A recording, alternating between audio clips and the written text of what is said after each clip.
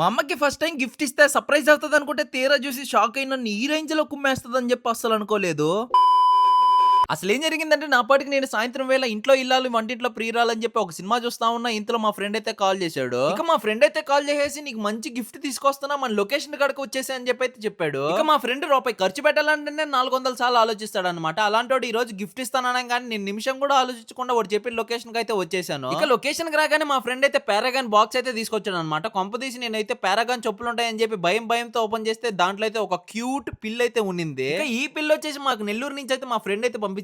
రీసెంట్‌గా వాళ్ళ ఇంటికెళ్ళినప్పుడు కొన్ని పిల్లలు అయితే ఉన్నాయి. దాన్నైతే నేను ఒకటి చూసి అడిగానన్నమాట. వాడిని సిల్లీగా అడిగితే వాడు సీరియస్‌గా తీసుకొని నిజంగానే పంపించేసాడు. ఇక ఈ పిల్లి బ్రీడ్ వచ్చేసి పర్షియన్ క్యాట్ అన్నమాట. ఇది పెద్దయిన తర్వాత బొచ్చుగా చాలా అంటే చాలా క్యూట్‌గా అయితే ఉంటుంది. ఇంకా ఈ చిన్న పిల్లినైతే మా ఇంటికి తీసుకుపోవాలంటే ఇంకొంచెం పెద్ద భయం అయితే పెరిగిందన్నమాట. ఎందుకంటే మా అమ్మ అయితే ముందుగానే బంటుగాడు, రాజాగాడు ఇద్దరైతే ఉన్నారన్నమాట. మళ్ళా వీడిని తీసుకుపోవాలంటే కొంచెం భయంగా అయితే ఉందన్నమాట. మళ్ళా ఏం చేస్తదో, ఎలా రియాక్ట్ అవుతదా అని. ఇంకా ఏదైతే అది అయిందని చెప్పేసి డైరెక్ట్ మా ఇంటికి తీసుకుపోయి మా అమ్మకైతే గిఫ్ట్ అని చెప్పి చేతిలో పెట్టాను. దాని తర్వాత మా అమ్మ ఓపెన్ చేసిన తర్వాత రియాక్షన్ చూడండి ఎలా ఉందో. ఆ, మా నీకోసం గిఫ్ట్ తెచ్చా. ఏం పండగ గుడ్డలు లేదా నేను చెప్పులు ఎత్తుకొని వచ్చా చెప్పులే, ఒకసారి ఓపెన్ చేసి చూడు.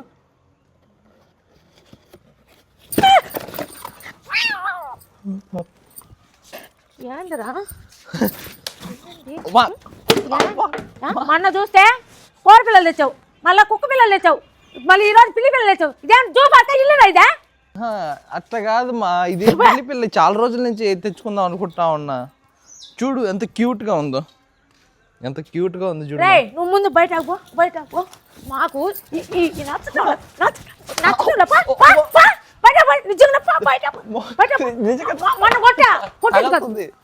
నిజంగానే తగులుతుంది.